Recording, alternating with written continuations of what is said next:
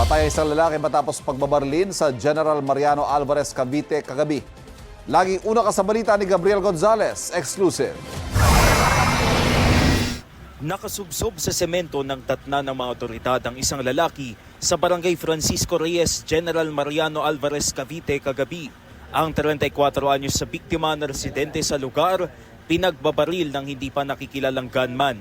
Ayon sa saksi, matapos ang pamamaril, naglakad lang palayo ang salarin. Binaril siya 2 beses sa may tagiliran, tas isa sa dibdib, tas umalis na. Black na hoodie, type na type buong katawan niya. Dumaretso na siya pangat doon sa mga sa iskinita.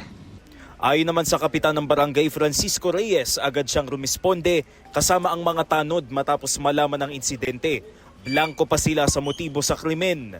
May nag-text sa akin na kabarangay, yung mga nandito, may barilan daw. Nag-iimbestiga ng mga pulis. So wala akong ideya. Nakausap ko rin naman yung pamilya. Hindi nahagip ng CCTV ang pamamaril. Nasa 3 basyo ng bala ang na-recover sa crime scene. Pasado 12 na nang maialis ang bangkay ng lalaki. Tumanggi munang magbigay ng pahayag ang mga kaanak ng biktima. Ito ang unang balita. Gabriel Gonzalez, GMA News.